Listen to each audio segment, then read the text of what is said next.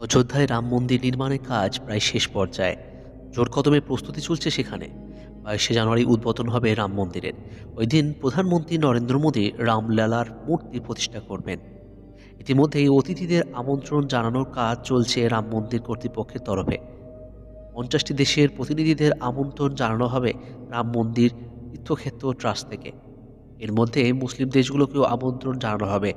22শে জানুয়ারি রামলালার প্রাণ প্রতিষ্ঠা অনুষ্ঠানের জন্য মুসলিম দেশগুলো সহ 50টি দেশের প্রতিনিধিদের আমন্ত্রণ জানাবে রাম মন্দির কর্তৃপক্ষ।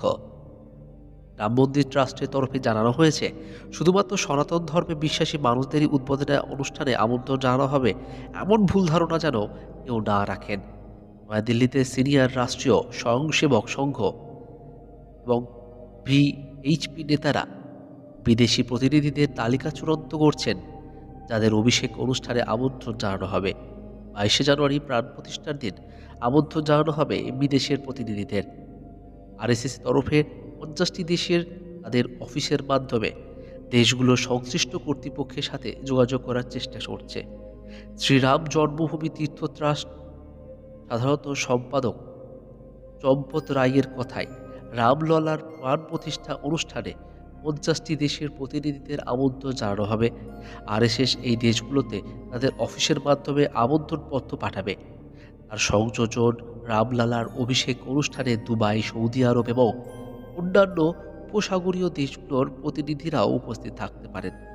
শুধু আমেরিকা, অস্ট্রেলিয়া, ব্রিটেনই নয়, অন্যান্য আরও অনেক প্রতিনিধিরাও রাম মন্দিরের উদ্বোধনে উপস্থিত থাকবেন এমনটাই আশা করছেন। রাম মন্দিরের উদ্বোধনী অনুষ্ঠানে মোদির সঙ্গে উপস্থিত থাকবেন উত্তরপ্রদেশের মুখ্যমন্ত্রী যোগী আদিত্যনাথ, আরএসএস প্রধান মোহন ভাগবত। ব্যবসা থেকে বিনোদন, খেলা থেকে রাজনীতি, সব জগতের হাই প্রোফাইল সেলিব্রিটিদের আমন্ত্রণের তালিকা তৈরি হয়েছে। রাম মন্দির ট্রাস্টের তরফে জানানো হয়েছে 7,000-এরও বেশি আমন্ত্রণ পাঠানো হয়েছে।